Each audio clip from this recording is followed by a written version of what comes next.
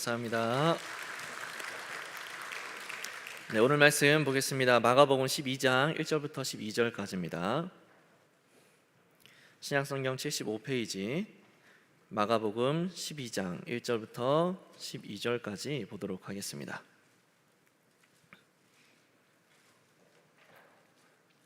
마가복음 12장 1절부터 12절까지 교독하겠습니다. 예수께서 비유로 그들에게 말씀하시되 한 사람이 포도원을 만들어 산 울타리로 두르고 집자는 틀을 만들고 망대를 지어서 농부들에게 새로 주고 타국에 갔더니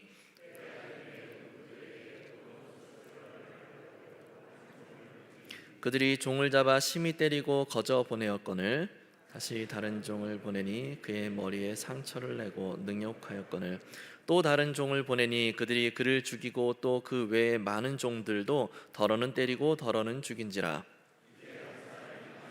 곧 그가 사랑하는 아들이라 최후로 이를 보내며 이르되 내 아들은 존대하리라 하였더니 그 농부들이 서로 말하되 이는 상속자니 자 죽이자 그러면 그 유산이 우리 것이 되리라 하고 이에 잡아 죽여 포도원 밖에 내던졌느니라. 포도원 주인이 어떻게 하겠느냐? 와서 그 농부들을 진멸하고 포도원을 다른 사람들에게 주리라. 건축자들이 버린 돌이 모퉁이의 머릿돌이 되었나니 이것은 주로 말미암아 된 것이요 우리 눈에 놀랍도다 함을 읽어보지 못하였느냐 하시니라. 그들이 예수의 이 비유가 자기들을 가리켜 말씀하신 줄 알고 잡고자 하되 무리를 두려워하여 예수를 두고 가니라. 아멘.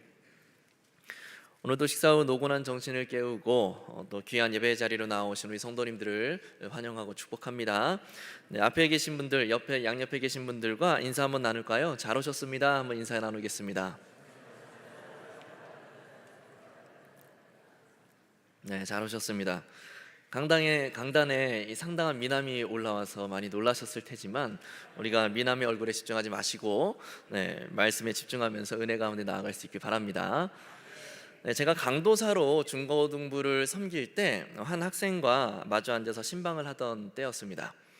제가 물었어요. 요즘 학교 생활할 때 뭐가 제일 힘드니? 라고 물었습니다. 그랬더니 이 녀석이 일초의 망설임도 없이 대답을 했습니다. 강도사님, 저는 수학이 세상에서 제일 싫어요 하면서 강조를 했습니다. 수학이 너무 싫대요. 억지로 책상에 앉아서 숙제를 하려니 너무 싫은 겁니다. 불평이 끊이지 않은 거죠. 그런데 가만히 듣다 보니까 이 학생의 불평이 점점 진화하기 시작을 했습니다. 처음에는 수학이라는 과목이 싫었습니다.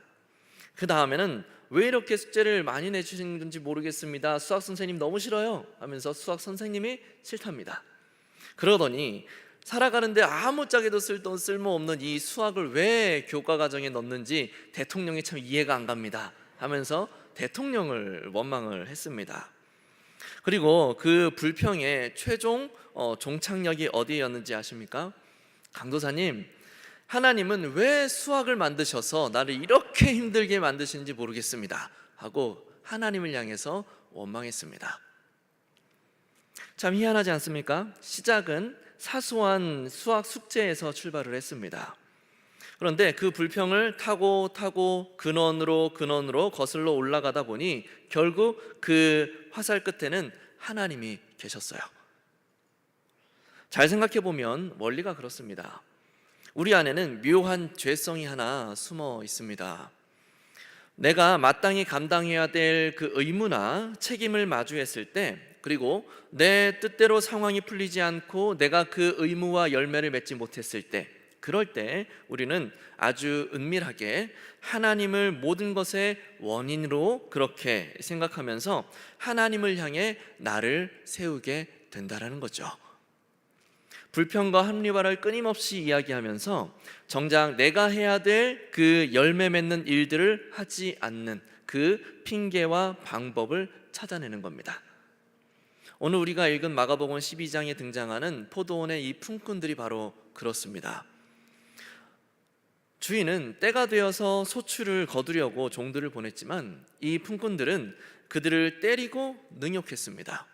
급기야 주인의 유일한 아들까지 죽여서 밖으로 던져버렸죠. 참 무서운 사람들 아닙니까? 도대체 이 포도원 안에서 무슨 일이 일어나고 있는 것인가? 오늘 우리에게 주시는 본문 말씀 속으로 우리가 좀 깊이 있게 들어가 보도록 하겠습니다. 먼저 오늘 우리가 함께 읽은 마가복음 12장 1절을 보면 예수님께서 한 편의 이야기로 설교를 시작하십니다. 한 사람이 포도원을 만들어서 산 울타리로 두르고 또 집 짜는 구유를 파고 망대를 짓고 농부들에게 새로 주고 타국으로 갔더니, 그렇게 이야기하죠. 주인이 포도원을 지을 때 대충 대강 만들지 않았습니다. 도둑이나 들짐승이 들어오지 못하도록 튼튼하게 산 울타리도 만들었고, 또 포도 열매들을 따고 바로 집을 짤 수 있도록 구유도 만들었습니다. 게다가 포도원을 멀리서 감시하고 지킬 수 있는 높은 망대까지 만들었습니다. 농사꾼이라면 누구나 탐낼 법한 그런 완벽하고 최상급의 포도원을 만든 겁니다. 그리고 주인은 농부들에게 이 포도원을 새로 주고 타국으로 떠났죠. 특별히 여기서 새를 주었다라는 표현은 이 비유를 이해하는 데 아주 중요한 표현입니다. 이 농부들은 그저 하루 벌어서 하루 먹고 사는 그런 단순한 일꾼이 아니었다라는 겁니다. 이 농부들은 주인이 시키는 일만 기계적으로 하는 그런 일용직 노동자들이 아니라 그들은 이 포도원의 운영권과 또 관리권을 위임받은 전문 경영인들이라는 겁니다. 주인이 완벽하게 차려놓은 이 일터에서 자신들이 땀 흘려서 열심히 농사를 짓고 수확의 계절이 오면 계약한 대로 소출의 일정 비율을 주인에게 임대료로 상납하는 구조입니다. 그리고 남은 모든 포도는 농부들이 정당한 수익으로 가져가게 되는 거죠. 그러므로 이 농부들에게는 주인의 땅을 빌려서 풍요를 누리는 대가로 마땅히 수확의 때에 주인에게 소출을 납부해야 될 명확한 의무가 있었다라는 겁니다. 시간이 흘러서 수확의 계절이 다가왔습니다. 마침내 약속의 때가 된 거죠. 주인은 계약서에 적힌 대로 자신의 정당한 몫을 받기 위해 종을 보냈습니다. 포도원으로 보냈어요. 그런데 여기서부터 상식적으로는 도저히 이해할 수 없는 기괴하고 또 끔찍한 일들이 연쇄적으로 벌어지기 시작을 하는 거죠. 2절과 3절을 보면 농부들이 주인이 보낸 종을 다짜고짜 붙잡더니 몹시 때리고 아무것도 주지 않은 채 빈손으로 쫓아내버립니다.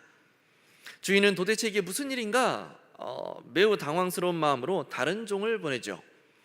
그랬더니 이번에는 그 종의 머리에 돌을 던져 상처를 내고 입에 담지 못할 능욕을 주고 보냅니다. 주인이 기가 막혀서 또 다른 종을 보냈더니 이번에는 아예 매달아 죽입니다. 그 뒤로도 주인이 안타까운 마음에 수많은 종들을 연이어 보냈지만 포도원의 그 농부들은 찾아오는 종들마다 때리고 능욕하고 죽이기를 반복합니다. 예수님의 이 설교를 듣고 있던 청중들은 숨이 턱 막혔을 거예요. 아니, 도대체 이 농부들은 왜 이렇게 악한 일을 벌이는 건가 이해를 하기 힘든 거죠. 주인의 돈이 탐났던 건가? 이 포도원이 그렇게 탐났던 건가? 도무지 그들의 잔인한 행동의 원인을 알 수 없어서 답답한 긴장감이 극도로 차오를 때쯤 이야기는 절정으로 치닫게 됩니다. 농부들의 난폭함이 극에 달하자 주인은 마지막 카드를 꺼내 들죠. 이제 내 유일한 아들밖에 남지 않았구나. 내 아들은 농부들이 존대해 주겠지. 나 대신 내 아들을 존대해 주겠지라는 그런 마음으로 아들을 보낸 겁니다. 그런데 상속자인 아들이 포도원 입구로 들어오는 그 모습을 본 농부들은 어떻게 합니까? 미안해하거나 두려워하기는커녕 눈을 번뜩이며 마지막 선을 넘어버리는 끔찍한 모의를 하게 되죠. 본문 7절입니다. 그 농부들이 서로 말하되 이는 상속자니 자 죽이자. 그러면 그 유산이 우리 차지가 되리라. 그들은 결국 아들을 잡아서 죽였습니다. 시신을 포도원 바깥 길바닥에 무참히 내던져 버렸습니다. 도대체 왜 이 농부들은 주인의 아들을 죽여서까지 그 포도원을 자신의 소유로 만들려고 했을까? 우리는 흔히 이 농부들이 갑자기 돈 욕심이 나서 포도밭이라고 하는 이 부동산이 탐이 나서 우발적으로 강도짓을 벌였다라고 그렇게 생각하기도 합니다. 그런데 그게 아니에요. 그들이 아들을 죽여서 포도원을 완전히 내 것으로 빼앗아 버리려 했던 진짜 숨겨진 범행 동기는 따로 있었습니다. 사실은 그들에게 주인에게 내놓을 만한 포도 열매가 없었기 때문이었던 거죠. 주인에게 드릴 포도 열매가 없었던 겁니다. 첫 번째 종이 포도원 문을 두드렸을 때 그들은 생각했을 겁니다. 큰일 났다. 주인에게 바칠 열매가 없다. 우리가 게으르고 무능했다라는 사실이 탄로나게 생겼다. 그 부끄러운 실상과 미천을 들키기가 싫어서 그 책임을 회피하고 싶어서 첫 번째 종을 때려서 보냈던 겁니다. 두 번째 종도 세 번째 종도 그렇게 짓밟았고, 그 악한 행위들은 내 잘못을 숨기기 위해 시작된 죄악이었던 겁니다. 그리고 마침내 주인의 유일한 상속자인 아들이 왔고 악한 모의를 하게 된 거죠. 저 아들만 없애고 이 포도원을 아예 우리 소유로 만들어버리자. 그러면 대대손손 주인에게 왜 열매를 맺지 못했느냐고 책만 받을 일도 없고 검사받을 일도 없고 내 땅이니까 내 마음대로 해도 되잖아. 그들이 이 포도원의 소유권을 원했던 진짜 이유가 무엇인지 이해가 되셨습니까? 이 포도원을 그들이 원했던 이유는 바로 포도원의 주권에 대한 탐욕이었던 겁니다. 내 마음대로 할 수 있는 자유, 내가 열매를 맺든 맺지 않든, 포도를 다 뽑아버리고 무화과를 심든 사과나무를 심든, 들포도가 열리든 돌무화과가 열리든, 아니면 아무런 열매를 맺지 못하든 아무 상관없이 내 마음대로 할 수 있는 그 주권에 대한 탐욕, 그것이 바로 이 품꾼들이 노렸던 목적이었던 겁니다. 이 농부들의 모습은 내 영적 무능함과 열매 없음을 숨기기 위해서 아주 은밀하게 계산기를 두드리는 오늘 우리의 모습과 너무 닮아 있지 않습니까? 우리도 순간순간 직장 동료와 함께 쓰는 그 복잡한 사무실 책상 위에서, 혹은 퇴근 후 소란스러운 가정의 식탁에서 사랑과 온유의 열매 대신 짜증과 불평의 들포도를 맺을 때가 참 많고, 삶의 여러 순간에 하나님께서 요구하시는 거룩과 성실과 정직함의 열매들을 맺지 못할 때가 얼마나 많습니까? 그런데 그렇게 내가 열매를 맺지 못하다고 있다는 그 비참한 실상과 직면했을 때, 내가 하나님께 드릴 열매가 아무것도 없다라는 사실을 발견했을 때, 우리는 회개하기보다 아주 영악한 핑계거리를 찾으면서 상황과 환경의 동굴 속으로 슬그머니 숨어버립니다. 주님, 내가 지금 처한 이 상황이 너무 지치고 힘들어서 그래요. 내 주변 환경이 이 모양이고 처지가 이런데 어떻게 내가 말씀대로만 온유하게 지냅니까? 어떻게 정직하게만 지냅니까? 이 험한 세상에서 실족하지 않고 내가 주일 예배 출석 꼬박꼬박 하는 거, 그것만 해도 나로서는 꽤 애쓰는 겁니다. 하나님, 그렇게 상황을 핑계 삼아서 내 삶의 기준을 내 입맛대로 슬그머니 바꾸면서 내 마음속에 주님의 요구를 봉인해 버리는 겁니다. 그 속마음을 솔직하게 들여다봅시다. 우리는 왜 그런 모습을 보이는 걸까요? 왜 우리는 지속적으로 계속해서 그런 모습을 보이는 걸까요? 왜 자꾸 내 모습을 합리화하고 왜 그렇게 하지 못했는지, 아니 솔직하게 말한다면 왜 내가 그렇게 하지 않았는지 하나님 앞에서 자꾸 나 자신을 변호하려고 하느냐 말입니다. 그래야 열매 맺지 못하는 내 실상에 죄책감을 느끼지 않아도 되고, 영적인 불편함이나 양심의 가책도 전혀 없이 내 뜻대로 내 마음대로 편안하게 내 삶에 안주할 수 있기 때문에 그런 겁니다. 우리는 그렇게 내 인생의 주권에 대한 탐욕을 따라서 내가 내 인생의 주인이 되어 살아가고자 하는 그 악한 품꾼으로 살아갈 때가 참 많다라는 거죠. 우리가 이렇게 열매 없는 나를 덮기 위해서 내 인생의 주권에 대한 탐욕을 주체하지 못하고 계속해서 그 자리에 머물러 있으면 우리 안에 있는 이 죄성은 결코 여기서 멈추지 않습니다. 오늘 보면 10절은 그 숨어 지내던 수동적인 죄성이 결국 어떤 적극적인 겁으로 나타나게 되었는지를 명확하게 보여줍니다. 너희가 성경의 건축자들이 버린 돌이 모퉁이의 머릿돌이 되었다라는 것을 들어보지 못했느냐? 예수님이 말씀하신 이 비유 속 건축자들은 당시에 바로 눈앞에 서 있는 대제사장들과 서기관들과 장로들이었습니다. 그들은 하나님의 백성들을 말씀으로 올바르게 양육하고 이스라엘이라는 거룩한 신앙 성전을 아름답게 세워가야 될 영적인 건축가들로 부르심을 받은 사람들입니다. 그 건축의 도면을 이 사람들이 쥐고 흔들고 자유롭게 만들어갈 수가 있는 겁니다. 물론 하나님의 뜻 안에서. 그런데 하나님께서 그 영적 건축가들에게 주인의 유일한 아들이신 예수 그리스도를 보내셨습니다. 그리고 단 한 가지를 요구하셨어요. 이제 내게 합당한 열매, 공의와 정의의 열매, 진정한 회개의 소출을 나에게 바쳐라. 그들은 하나님 앞에 내놓을 소출이 없었죠. 성전을 웅장하게 지어놓고 화려한 제사는 드렸지만 그들의 마음은 이미 탐욕과 기득권으로 가득 차서 이미 썩어 들어가고 있었기 때문입니다. 열매를 요구하시는 하나님의 아들 앞에 그들이 서자 자신들이 감추고 싶었던 그 부끄러운 미천과 영적 무능함이 백일하에 드러나기 시작을 한 겁니다. 그 순간 그들의 눈에 예수라는 존재는 어떻게 보였을까요? 내 입맛대로 성전을 움직이고 내 마음대로 종교 권력을 누리려던 자신들의 그 완벽한 건축 계획에 있어서 자꾸만 열매를 요구하며 가슴을 찌르는 예수는 거치적거리고 쓸모없는 돌멩이에 불과했던 겁니다. 내 갈 길을 방해하는 귀찮은 장애물이었고 나에게 주권을 이양하라고 말씀하시는 하나님의 아들이 너무나 꼴보기 싫었던 겁니다.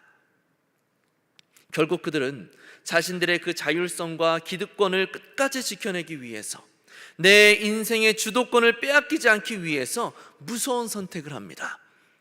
거치적거리는 돌멩이를 건축 현장 밖으로 솎아내어 버리듯 하나님의 아들을 예루살렘 성문 바깥 칠흑 같은 그 어둠이 깔린 골고다 언덕으로 끌고 가 무참하게 내던져 버린 것이죠. 그들은 거칠고 잔인한 망치 소리와 함께 예수의 손과 발에 대못을 박았습니다. 하나님의 아들이라는 돌을 향해 무자비한 심판의 정을 내리친 겁니다.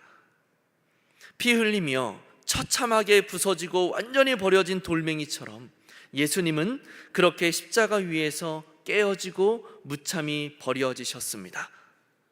나에게 방해가 된다라는 이유로, 내 뜻대로 성전을 쥐고 흔들겠다는 그 탐욕 때문에 영적 건축가들이 생명의 머릿돌을 짓밟아 버린 겁니다. 내 무능함을 감추기 위해 핑계대며 도망치던 그 비겁함이 결국 내 인생의 주도권을 꽉 쥐기 위해 하나님의 요구를 적극적으로 거부하고 예수를 십자가에 내던져 버리는 무서운 파국으로 이어지는 것, 이것이 바로 종교 지도자들의 모습이자 오늘 우리의 모습이 아닌지 우리는 살펴봐야 되는 겁니다. 내가 내 인생의 건축과 내 인생의 주인이 되어서 내 삶을 내 뜻대로 완벽하게 통제하고 왕노릇하려고 할 때 주님의 음성은 내 인생에 거치적거리는 요소가 되는 겁니다. 그러면 우리는 아무 거리낌 없이 예수를 내 삶 밖으로 밀어내버리는 것이죠. 한 가지 예를 상상해 볼까요? 내가 몇 달 동안 밤을 새워가면서 피땀 흘려 준비한 프로젝트가 있습니다. 그런데 정말 믿었던 직장 동료가 내 아이디어와 나의 공로를 가로채서 상사 앞에 자기의 성과로 내미는 겁니다. 그리고 나아가 내가 없는 자리에서 내 평판을 갉아먹는 모함과 비열한 말들을 퍼뜨렸다라는 사실을 내가 알게 됐습니다. 억울함과 서글픔이 통제할 수 없을 만큼 치밀어 오릅니다. 그리스도인이라고 하는 이 부드러운 가면은 순식간에 벗겨지고 속에서 무서운 복수심이 타오르게 되죠. 내가 당한 대로 똑같이 대갚아 줄 거야. 내가 반드시 그 대가를 치르게 하고 내 정당함을 증명해낼 거야. 내가 아주 저놈을 추락시켜 버릴 거야. 내가 당한 상처를 내 손으로 직접 단죄하겠다라는 생각, 내 힘과 내 방법으로 이 불의한 상황을 완벽하게 주도해서 내 자존심을 되찾아오겠다라고 하는 주도권의 욕망이 내면에서 사납게 일어나게 되는 겁니다. 이때 내 마음 깊은 곳에 성령 하나님께서 우리의 양심을 세차게 흔드시면서 단호하게 브레이크를 걸어오세요. 멈춰라, 멈춰라. 악으로 갚지 마라. 너의 정당함을 증명하겠다고 너의 영혼의 거룩함을 팔아버리지 말아라.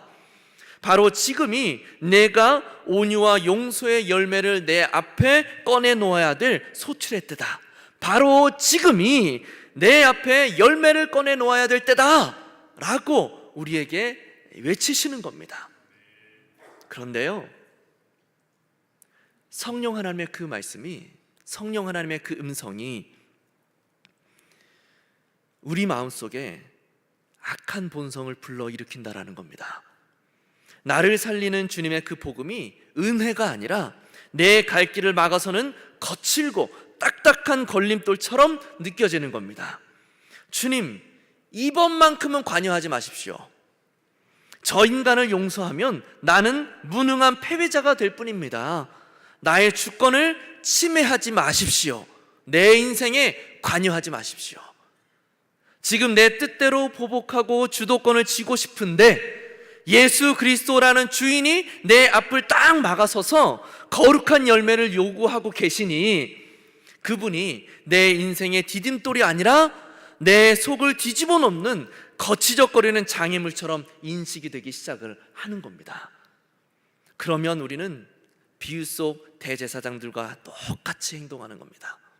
내 주권을 침해하고 내 고집을 꺾으려 드는 주님의 그 복음을 방해물처럼 취급하면서 내 삶의 바깥으로, 내 일상의 바깥으로 미련 없이 밀어내버리는 것이죠. 주님, 오늘만큼은 내 인생에서 비켜주십시오.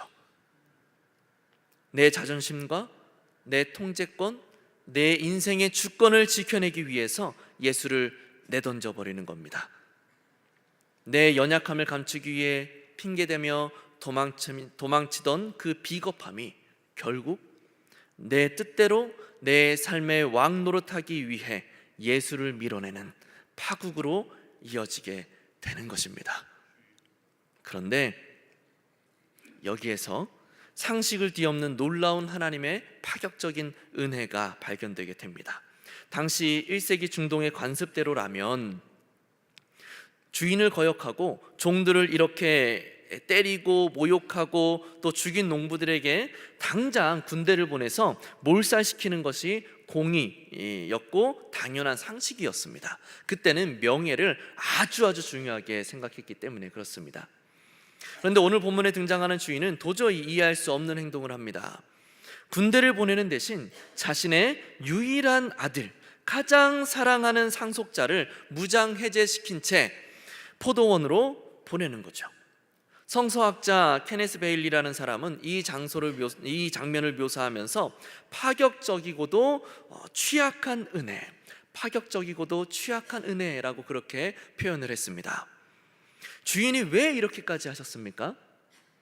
그것은 농부들을 모조리 심판하는 것이 목적이 아니라 어떻게 해서든 그들과 깨어진 관계를 우리가 돌이키고 그 포도원에서 하나님이 원하시는 아름다운 소출과 열매를 마땅히 거두어드리기 위해서였기 때문입니다.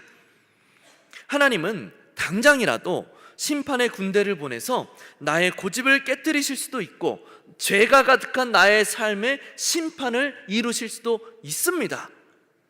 그렇지만 오늘 우리에게 열매 맺을 기회를 주시기 위해서 진노를 거두시고 독생자 예수 그리스도를 우리의 삶 한복판에 보내어서 끝까지 참아주고 계신다라는 겁니다.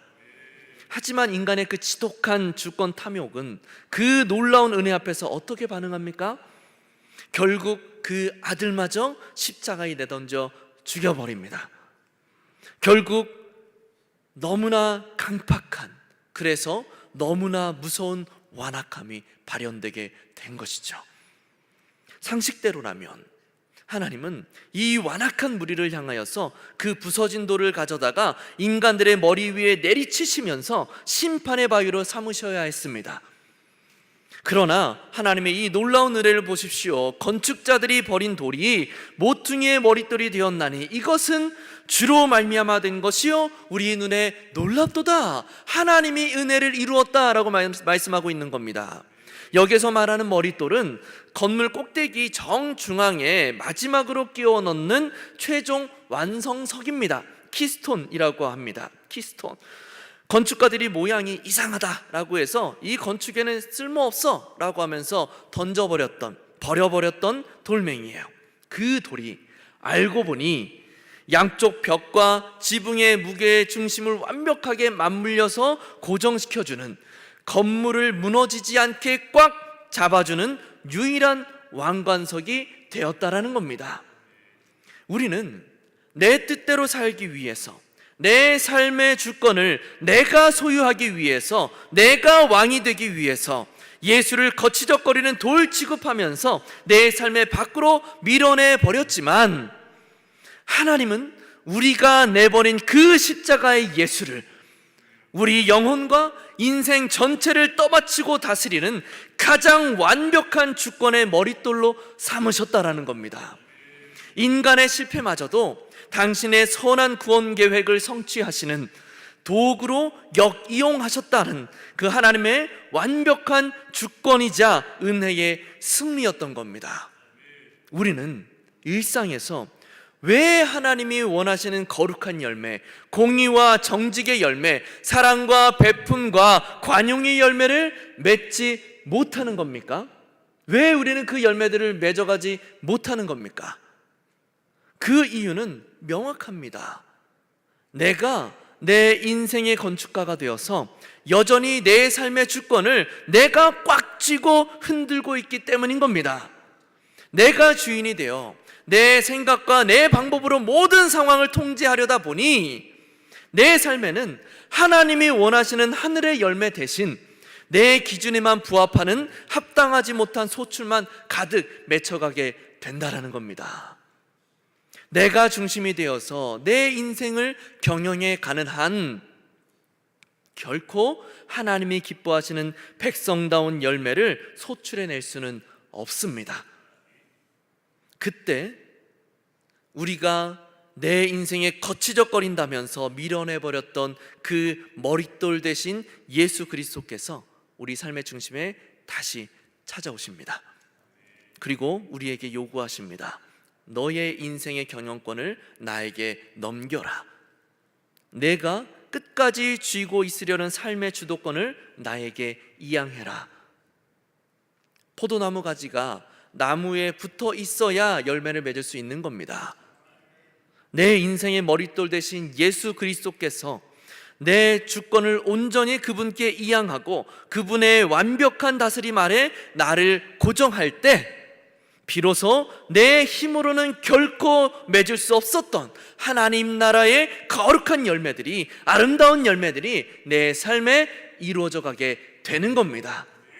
주님이 내 인생의 진짜 주인이 되셔서 나를 다스릴 때라야만이 우리의 가정과 우리의 일터와 나의 삶의 모든 환경 가운데 하나님이 그토록 찾으시는 공의와 정의와 사랑의 열매가 온전히 소출될 수 있게 되는 것입니다. 사랑하는 성도 여러분, 이번 한 주간 우리가 살아가며 내 뜻대로 상황이 풀리지 않아 내 힘과 내 방법으로 주도권을 쥐고 문제를 해결해 보고자 하는 유혹을 우리가 마주할 때, 그때 그 열매 맺음의 최전선에서 잠시 생각을 멈추십시오.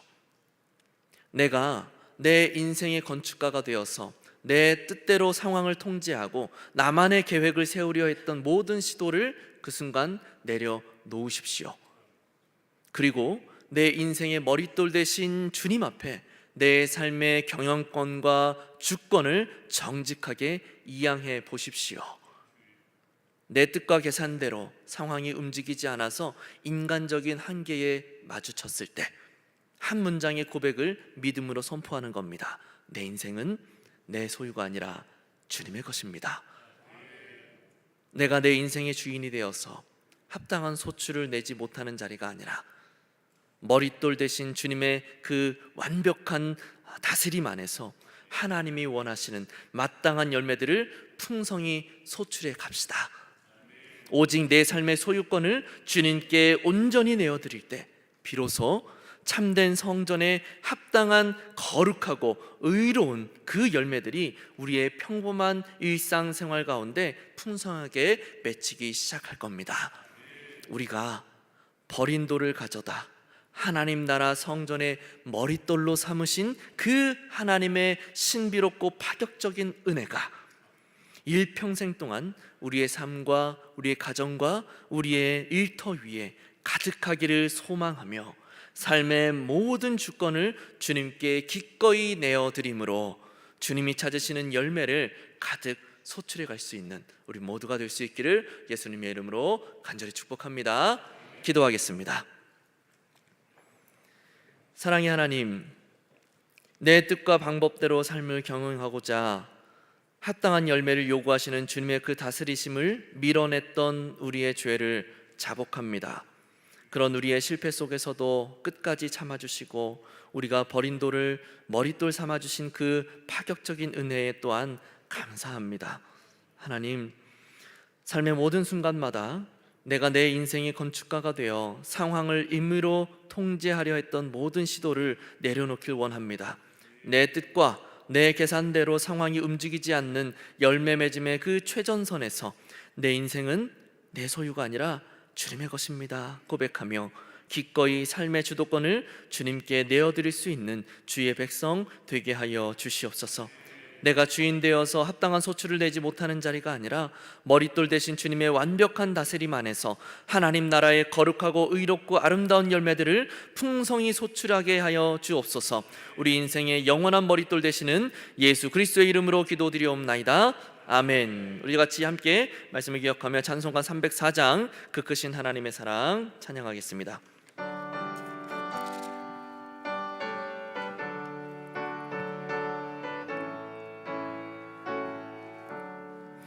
그 크신 하나님의 사랑 말로 다 영영 못하네.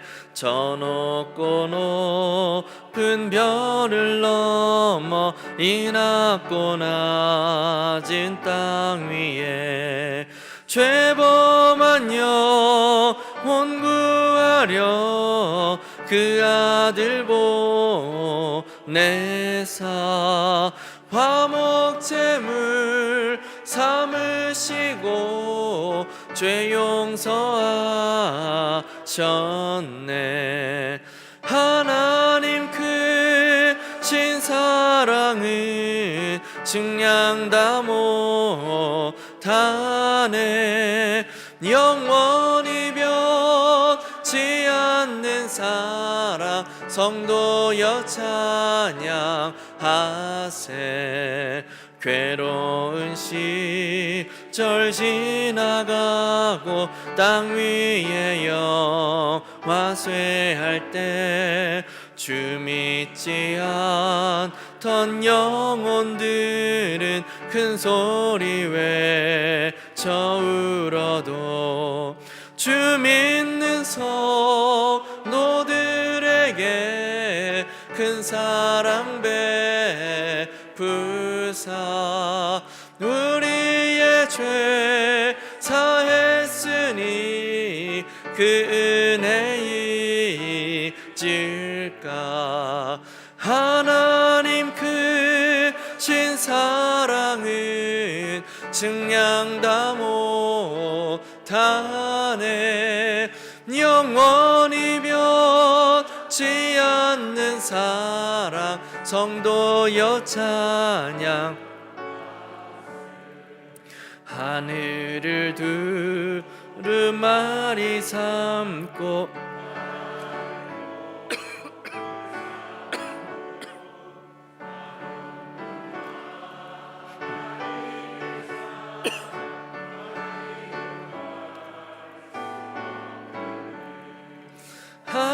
하나님의 크신 사랑 닿았을까. 저 하늘로 비싸도 채우지 못하리. 크신 사랑은 증량 다 못하네. 변치 않는 사랑 성도여 찬양하세. 하나님의 은혜를 기억하며 귀한 예물을 드립니다. 주님의 크신 은혜와 사랑을 향한 감사와 감격이 이 예물을 통하여 충분히 드러나게 하시고 그 마음으로 드리는 손길 가운데 복의 복을 더하여 주시옵소서. 나에게 있는 모든 것이 모두 하나님의 것임을 고백하며 나의 삶이 주님의 것임을 믿음으로 고백하며 나아가는 모든 자들의 삶의 주인 되어 주심으로 그 삶이 형통케 되며 주님의 뜻을 능히 이루어가는 능력 있는 사람들이 되게 하여 주시옵소서. 예수 그리스도의 이름으로 기도드리오며 주 예수 그리스도의 은혜와 하나님의 사랑과 성령의 교통하심이 내 삶의 주인은 오직 주님이심을 고백하며 내 삶의 주권을 기꺼이 주님께로 이양하기를 소원하고 결단하는 모든 성도들 위해 우리 온양삼일교회 공동체 위에 지금으로부터 영원까지 함께 있을지어다. 아멘.